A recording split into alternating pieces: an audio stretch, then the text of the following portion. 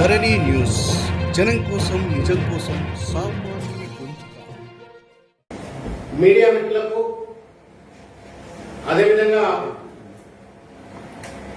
ఈ కార్యక్రమాన్ని చూస్తున్నటువంటి ఈ పత్రికా సమావేశాన్ని చూస్తున్నటువంటి 50 మంది ప్రజలు, కాంగ్రెస్ పార్టీ కార్యకర్తలు అందరికీ కూడా హృదయపూర్వకంగా నమస్కారం తెలియజేస్తా ఉన్నా. నిన్న గౌరవ సుప్రీంకోర్టు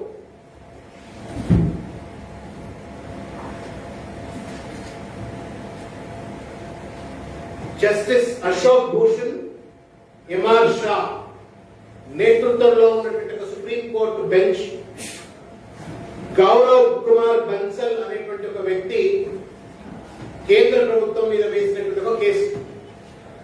అదేంటి అంటే కోవిడ్ లో చనిపోయిన వాళ్ళందరికీ కూడా, కోవిడ్ వల్ల చనిపోయిన వాళ్ళందరికీ కూడా 4 లక్షల రూపాయలు నేషనల్ డిజాస్టర్ మేనేజ్మెంట్ యాక్ట్ దృష్టిలో పెట్టుకుని 4 లక్షల రూపాయలు దేశవ్యాప్తంగా చనిపోయినటువంటి వాళ్ళందరికీ కూడా 4 లక్షల రూపాయలు ఇవ్వాలని చెప్పని కోర్టులో కేసు వేసిండ్రు.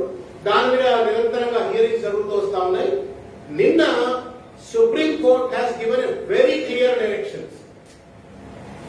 ఏమని అంటే నేషనల్ డిజాస్టర్ మేనేజ్మెంట్ యాక్ట్ ప్రకారంగా కాంపెన్సేషన్ ఇవ్వాలా, రిలీఫ్, ఫైనాన్షియల్ రిలీఫ్ తప్పనిసరిగా ఇచ్చే బాధ్యత ప్రభుత్వం మీద ఉన్నది. దానికి అవసరమైనటువంటి గైడ్ లైన్స్ తయారు చేసిన బాధ్యత నేషనల్ డిజాస్టర్ మేనేజ్మెంట్ అథారిటీ మీద ఉందని చెప్పని clear cut directions were delivered by the supreme court of India to the national disaster management authority to prepare the guidelines to provide the compensation to all the deceased people due to COVID. మేము supreme court వారికి చేతులెత్తి నమస్కారం చేసి మేము ధన్యవాదాలు తెలియజేస్తా ఉన్నాం. ఇవాళ జ్యుడిషియరీ యాక్టివిజం వల్ల ప్రభుత్వాలు మొద్దు నిద్రపోతున్నప్పటికీ కూడా ముల్లుగర్ర పెట్టి పొడుస్తూ ఇవాళ జ్యుడిషియరీ యాక్టివిజం వల్ల ఇవాళ ముఖ్యంగా ఈ కోవిడ్ కాలంలో అన్ని రాష్ట్రాల్లో కూడా న్యాయం జరుగుతూ వస్తా ఉంది. మళ్ళా ఇవాళ కోవిడ్ వల్ల చనిపోయిన వారికి న్యాయం జరిగే విధంగా సుప్రీంకోర్టు ఏదైతే డైరెక్షన్స్ ఇచ్చిందో వాటిని కాంగ్రెస్ పార్టీ తరఫు నుండి పూర్తిగా స్వాగతిస్తూనే హృదయపూర్వకంగా వారికి ధన్యవాదాలు తెలియజేస్తాము. ఇది దేశవ్యాప్తంగా ఉన్నటువంటి సంఘటన. మరి తెలంగాణకి ఏం సంబంధం అని చెప్పని మీరు అనుకుంటుండొచ్చు. తెలంగాణకు కూడా చాలా ముఖ్యమైనటువంటి సంబంధం ఉంది. మీ అందరికీ గుర్తే ఉంటది, ఫస్ట్ వేవ్, సెకండ్ వేవ్ అంతా కూడా ఫస్ట్ వేవ్ లో హైదరాబాద్ నగరాల్లో కోవిడ్ వల్ల చాలా మంది చనిపోయింది, ఎక్కడికక్కడ పిట్టల లెక్క చనిపోయింది. కానీ సెకండ్ వేవ్ లో నగరాల నుండి పల్లెలు ఎక్కువైంది. ప్రతి పల్లెలో కూడా, ప్రతి వాడకట్టులో కూడా, ప్రతి ఎక్స్టెండెడ్ ఫ్యామిలీస్ లో కూడా ఎవరో ఒకటి చనిపోయింది. This the truth. కానీ దురదృష్టం ఏంటి అంటే ఈ ప్రభుత్వం ఇప్పటికి కూడా కేవలం ఒక 3600, 3700 మంది మాత్రమే చనిపోయినారు అని చెప్పని లెక్కలు చెప్పింది. And this data is available on www.mygov.in. ఇది కనుక మీరు గూగుల్లో కొట్టినట్టయితే దాంట్లో డేటా కనబడుతుంది క్లియర్ గా. తెలంగాణ రాష్ట్రంలో first wave and second wave లో 3651 మంది చనిపోయినట్టుగా, 60 మంది చనిపోయినట్టుగా డేటా చెప్తా ఉంది. కానీ మేము రీసెర్చ్ చేసినాం. ఏ సందులో పోయినా చచ్చిపోయినరు, ఏ పల్లెలో పోయినా చచ్చిపోయినరు, ఏ ఊరికి పోయినా చచ్చిపోయినరు, ఏ కుటుంబాన్ని అడిగితే కూడా ఎవరో ఒకళ్ళు ఆ కుటుంబంలో చనిపోయినటువంటి పరిస్థితి, పిట్టలు లెక్క చనిపోయినరు. ఇదైతే మీడియా మిత్రులకు తెలుసు, ఈ ప్రోగ్రామ్ చూసే ప్రజలందరికీ కూడా తెలుసు. కానీ మరి 3600 మంది చనిపోయినారు అని చెప్పని దొంగ లెక్కలు ఎందుకు ఈ ప్రభుత్వం చెప్తుంది అని చెప్పని మేము లోతుగా దాంట్లో విశ్లేషిస్తే మాకు తెలిసింది ఏంటి అంటే, నేను కొంత లోతుగా డేటా అంతా కూడా గ్యాదర్ చేసేటువంటి ప్రయత్నం చేసినాను. గ్రేటర్ హైదరాబాద్ లో మాత్రమే ఒక సెంట్రలైజ్డ్ రిపాజిటరీ డెత్ రికార్డ్ సంబంధించినటువంటి సెంట్రలైజ్డ్ రిపాజిటరీ ఏదైతుందో అది జిహెచ్ఎంసీ పరిధిలో గ్రేటర్ హైదరాబాద్ సంబంధించినటువంటి చావుల వివరాలు మాత్రమే అందుబాటులో ఉన్నాయి. కానీ 2/3 జనాభా ఉన్నటువంటి మొత్తం తెలంగాణ అంటే రూరల్ తెలంగాణ కావచ్చు, జిల్లాలో కావచ్చు, చావులకు సంబంధించిన డేటా ఇప్పటికి కూడా పూర్తి స్థాయిలో centralised repository is not accessible, which means ఎవరికి ఎంతో తెలియదు. కానీ పిట్టలేక చనిపోయింది. ఏ ఊర్లో కూడా శ్మశానాలు ఖాళీ లేకుండా ప్రజలందరూ చనిపోయిన పరిస్థితి. ఈ డేటా మేము గ్యాదర్ చేసినాం. ఇది గ్రేటర్ హైదరాబాద్ లో చనిపోయిన వాళ్ళ యొక్క సంఖ్యకు మొత్తం కూడా నెలల వారీగా ఏ నెలలో ఏ సర్కిల్లో ఎంతమంది చనిపోయిందని చెప్పి మొత్తం అంతా కూడా ఇన్ఫర్మేషన్ గ్యాదర్ చేస్తే మీ అందరికీ నేను చెప్పదలుచుకునేది ఏంటంటే హైదరాబాద్ లో గ్రేటర్ హైదరాబాద్ లో 30 సర్కిల్స్ ఉన్నాయి. కానీ డెత్ రిపోర్ట్ ప్రజెంట్ చేయడం కోసం మాత్రం కేవలం 18 సర్కిల్స్ లో మాత్రమే డేటాను క్లాసిఫై చేశారు. అంటే ఈ 30 సర్కిల్స్ లో చనిపోయిన వాళ్ళ వివరాలు 18 సర్కిల్స్ లో, పాత సర్కిల్స్ కావచ్చు 18 సర్కిల్స్ లో పొందుపరుచున్నారు. దాని ప్రకారంగా కనుక డేటా తీసుకున్నట్టయితే 1 జనవరి నుండి 31 డిసెంబర్ 2020 వరకు, 2020 సంవత్సరం జనవరి నుండి మొదలుకుంటే డిసెంబర్ 2020 వరకు 76,375 మంది చచ్చిపోయినారు. అదే మళ్ళా 1 జనవరి నుండి 30th జూన్ 2021 వరకు, నిన్నటి వరకు 30th జూన్ 2021 కనుక లెక్క తీసుకున్నట్టయితే 47,472. Please understand, last year the death number is 76,375. This year till 30th June, the number of people died under the limits of the Greater Hyderabad are 47,472. ఇది సంఖ్య. ఇది ఎవరు? హాస్పిటల్లో చనిపోయిన వాళ్ళ సంఖ్య కావచ్చు, లేకపోతే నాకు డెత్ సర్టిఫికేట్ కావాలా అని చెప్పి అప్లై చేసుకున్న వాళ్ళు కావచ్చు. There can be innumerable number of people who have not applied for the death certificate. The GHMC లో డెత్ సర్టిఫికేట్ అప్లై చేస్తే మాత్రమే ఈ సంఖ్య.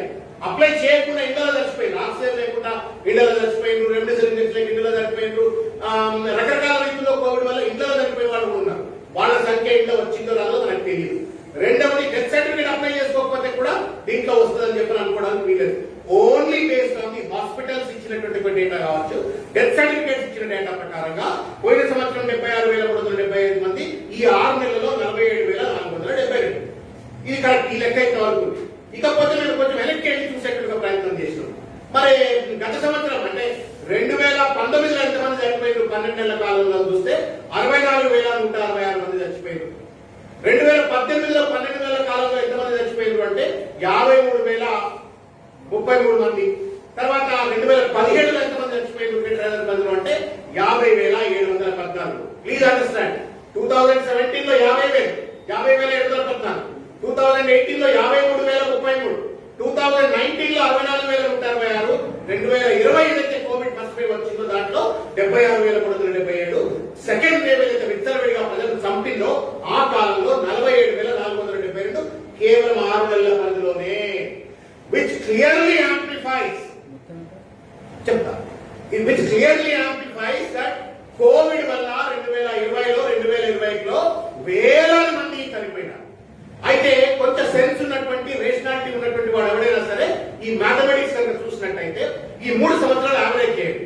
17, 18 తర్వాత 19, 3 సంవత్సరాల యావరేజ్ కనుక తీసుకున్నట్టయితే మొత్తం చావులన్నీ కూడా చూసి యావరేజ్ చేసినట్టయితే 55,791 మంది మాత్రం ఈ 3 సంవత్సరాల యావరేజ్. అంటే 3-year average death rate in Greater Hyderabad, the number of deaths in Greater Hyderabad is 55,791. Whereas 20లో వచ్చినప్పటికీ 76,000, 6 నెలల్లో 47,000 మంది మనం 2021 చూసినాం. అంటే ఈ 76,000 నుండి మీరు కనుక 55,000 తీసినట్టయితే that is the covid death అని అనుకోవాల్సి వస్తుంది. వేరే ఏ కారణాలు లేవో చనిపోవడానికి. 40,000 మంది, 6,000 మంది, ఇప్పుడు మీరు 47,000 మంది 6 నెలల్లో చచ్చిపోయారు కదా. కాబట్టి ఇవన్నీ కూడా దాదాపు 50,000 మంది, నేను ఉట్టి రమారమి లెక్కలు చెప్తా ఉన్నాను, 50,000 మంది గ్రేటర్ హైదరాబాద్ పరిధిలోనే కోవిడ్ వల్ల చచ్చిపోయినారు. అది 1/3 పాపులేషన్ ఉన్నటువంటి హైదరాబాద్ లో. కానీ 2/3 పాపులేషన్ ఉన్నటువంటి తెలంగాణలో ఇంకొక 1,00,000 మంది చనిపోయి ఉంటారు కదా ఫస్ట్ అండ్ సెకండ్ వేవ్ కలుపుకొని. అంటే విచ్ మీన్స్ ఒక ప్రిజంప్షన్, డేటా బేస్డ్ ప్రిజంప్షన్ ఏంటి అంటే దాదాపు 1,50,000 మంది తెలంగాణలో కోవిడ్ వల్ల చనిపోయారు. దొంగ లెక్కలు ఎందుకు చెప్తున్నారు అబ్బాయి మీరు? దాదాపు 1,50,000 మంది చనిపోయిండ్రు అని చెప్పని ఒక డేటా చెప్తా ఉంటే దొంగ లెక్కలు చెప్తూ మీరు వాళ్ళకి కేవలం 3,700 మంది, 3,651 మంది, 70 మంది చచ్చిపోయిండ్రు అని చెప్పని దొంగ లెక్కలు చెప్తా ఉన్నారు. చావులలో కూడా దొంగ లెక్కలు ఎందుకు చెప్తా ఉన్నారు? ఎంతమంది చనిపోయిందో చెప్పడం వల్ల 2 లాభాలు. బాగా వాళ్లకు జనం చచ్చిపోతున్నారు అంటే స్వీయ నియంత్రణ, వాళ్ళే స్వీయ నియంత్రణ చేసుకొని సెల్ఫ్ డిక్లేర్ లాక్డౌన్ చేసుకునేవాడు, మాస్కులు పెట్టుకునేవాడు, సోషల్ డిస్టెన్సింగ్ పాటించేవాడు. నీ పరిపాలనా సామర్థ్యాన్ని ఎక్కువ చేస్తూ పెట్టుకోవడం కోసం, నీ చేతగానితనాన్ని కప్పిపుచ్చుకోవడం కోసం చావుల లెక్క తప్పు చేయడం న్యాయమా కేసీఆర్ గారు అని చెప్పని వాళ్ళని సూటిగా ప్రశ్నిస్తా ఉన్నాను. ఇకపోతే ఈ సుప్రీంకోర్టు తీర్పును మీడియా మిత్రులు దయచేసి కేర్ఫుల్ గా వినాలని చెప్పి నేను కోరుతా ఉన్నాను. సుప్రీంకోర్టు వాళ్ళు ఏం చెప్పింది, నేషనల్ డిజాస్టర్ మేనేజ్మెంట్ అథారిటీని మీరు గైడ్ లైన్స్ తయారు చేయండి, కంపెన్సేషన్ చనిపోయిన వాళ్లకు కంపెన్సేషన్ ఇవ్వడం కోసం గైడ్ లైన్స్ తయారు చేయండి అని చెప్పింది. మరి మీరు చూపెట్టినంత తెలంగాణ రాష్ట్రంలో కేవలం 3,700 మంది మాత్రమే చనిపోయింది అని చెప్పి చూపెట్టారు. 3,700 మంది మాత్రమే. కానీ లెక్కలు ఏం చెప్తా ఉన్నాయి, దాదాపు 1,00,000 మంది చనిపోయారు. ఈ 1,00,000 మందికి ఎవరు కంపెన్సేషన్ ఇవ్వాలని అడుగుతా ఉన్నారు. రేపు పొద్దున national disaster management authority guide lines తీసుకొచ్చి చనిపోయిన వాళ్ళందరికీ కూడా మీరు డబ్బులు ఇవ్వండి అంటే, తెలంగాణ రాష్ట్రంలో official data indicates that there are only 3,700 people have died.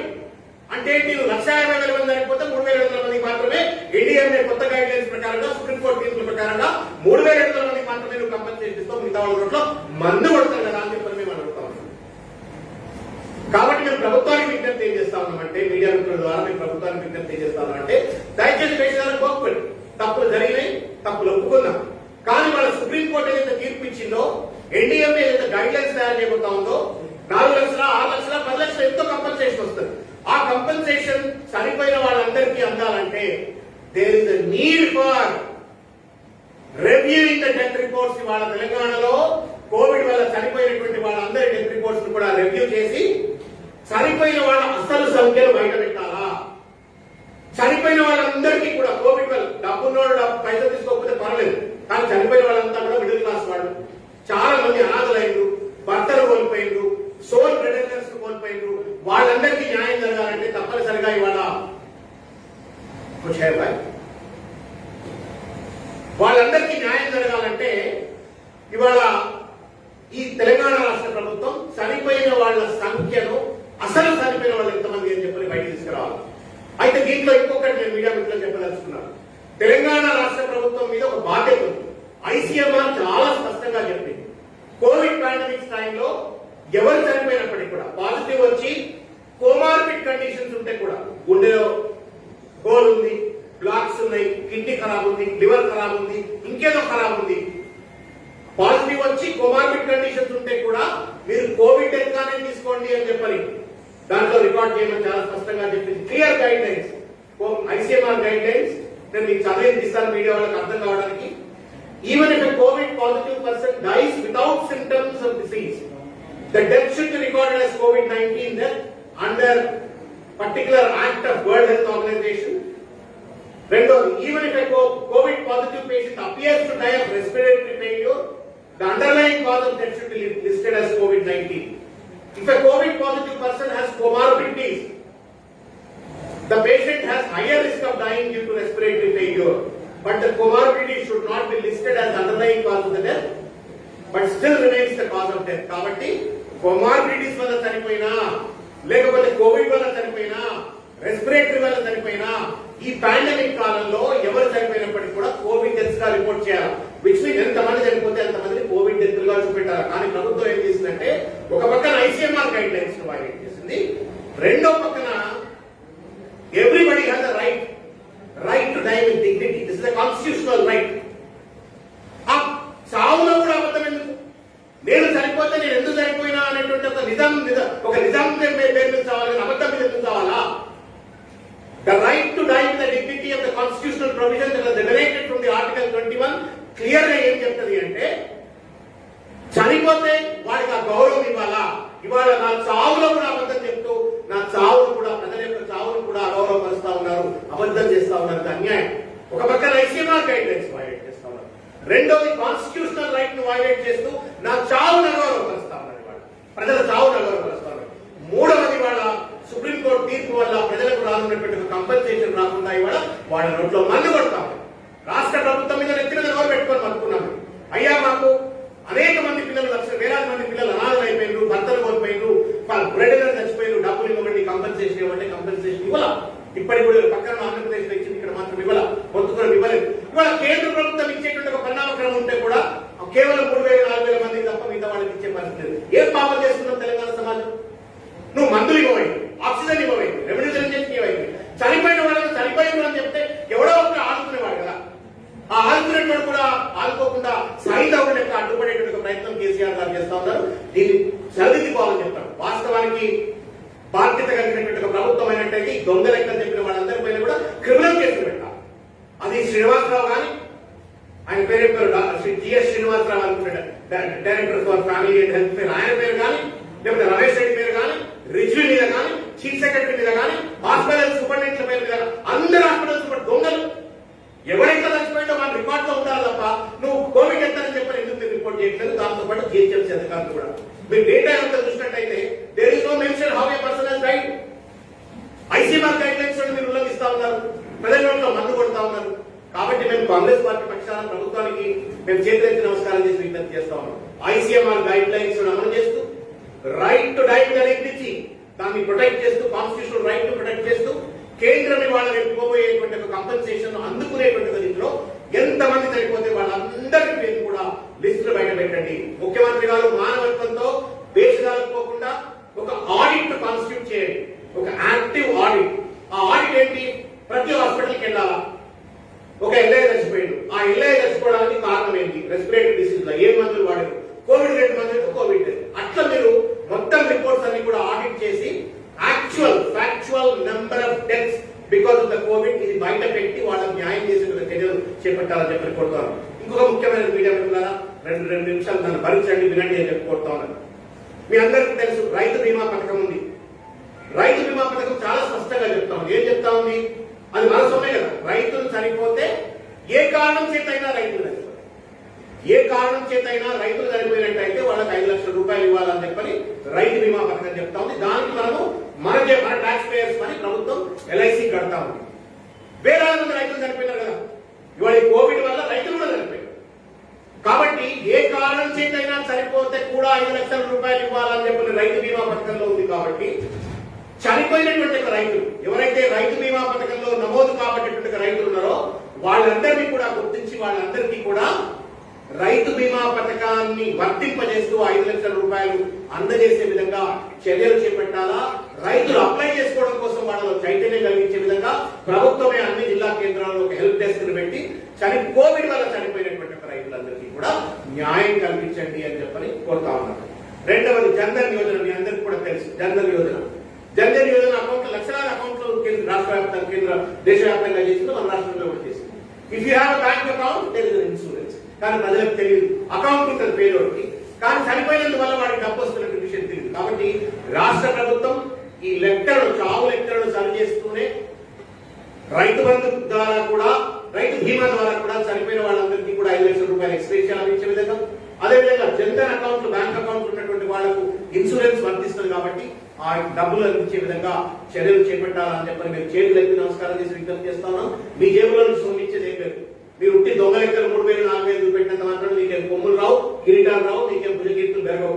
కాబట్టి నీ చేసిన తప్పును ఒప్పుకొని, మీ చేసిన తప్పును ఒప్పుకొని ఆడిట్ చేసి, డెత్ రిపోర్ట్స్ ఆడిట్ చేసి చావు లెక్కలు సరిదిద్దండి. రైతు బీమా ద్వారా చనిపోయిన వాళ్ళందరూ రైతులందరికీ కూడా మీరు డబ్బులు ఇప్పించే ప్రయత్నం చేయండి, జన్ధన్ ద్వారా ఇప్పించే ప్రయత్నం చేయండి. మేము ఇది ఒక పెద్ద ఎత్తున ఉద్యమంగా చేస్తాం. ప్రభుత్వం ఈ చావు లెక్కలు సరిదిద్ది ప్రజలందరినీ ఆదుకునేంత వరకు కూడా మా పోరాటం ఆగదు. ఎందుకంటే దొంగ లెక్కలు చెప్పి వాళ్ళ ప్రజలను మోసం చేసేటువంటి హక్కు ప్రభుత్వానికి లేదు. పాలకుడే అబద్ధం ఎట్లా? పాలకుడే నీతి నిజాయితీ చెప్తే ఎట్లా? చావులలో కూడా అబద్ధం చెప్తే ఎట్లా? కాబట్టి ఇవాళ దేశాలకు పోకుండా ప్రభుత్వం న్యాయం చేయాలా. చనిపోయిన వాళ్ళందరికీ 3rd వేవ్ వస్తుంది అంటున్నారు. Some time the month of September, October 3rd wave ఉంటుంది అంటున్నారు. కాబట్టి ఈ 3rd వేవ్ ఇంకెంతమంది చనిపోతారు? బట్ వాళ్ళందరికీ న్యాయం కలిగించాలి. చనిపోయిన వాళ్లకు రేపు పొద్దుగానే ఎవరు చావకూడదు, కానీ ఏమైనటువంటి ప్రమాదం వస్తే వాళ్ళందరికీ కూడా న్యాయం జరిగే విధంగా ఒక స్ట్రక్చరల్ ప్రాసెస్, ఒక సిస్టమ్ డ్రివెన్ స్ట్రక్చరల్ ప్రాసెస్ ను ఎస్టాబ్లిష్ చేయాలని చెప్పి మేము ముఖ్యమంత్రి గారికి చేతులెత్తి నమస్కారం చేసి విజ్ఞప్తి చేస్తాం. ధన్యవాదాలు. Thank you. पारित के लिए कांग्रेस करेंगे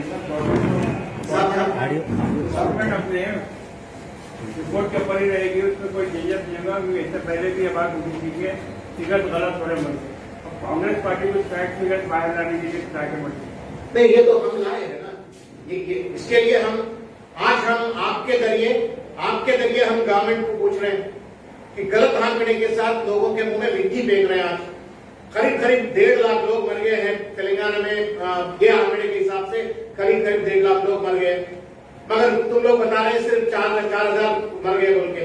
हमारी मांग ये है, कल के दिन अगर सुप्रीम कोर्ट का गाइडलाइंस के जरिए, डायरेक्शंस के जरिए अगर कंपनसेशन दे रहे हैं जो भी मर गए, तो ये 1.5 लाख लोगों को तो मुंह में मिट्टी पड़ जाएगा। तो हमारी मांग गवर्नमेंट से है कि आप ये आंकड़े को ठीक कीजिए, डेथ रिपोर्ट्स को ऑडिट कीजिए, जितने भी लोग हैं उन लोगों को जस्टिस मिले वैसा, पैसे मिले वैसा आप एक कार्रवाई शुरू करें, ये हमारी तरफ से मांग है। अगर गवर्नमेंट नहीं सुनी, हम रोड पे आएंगे, लड़ेंगे, आखिरी में हम हो सके तो हम हाईकोर्ट का दरवाजा भी खटखटाएंगे। Thanks for watching this video.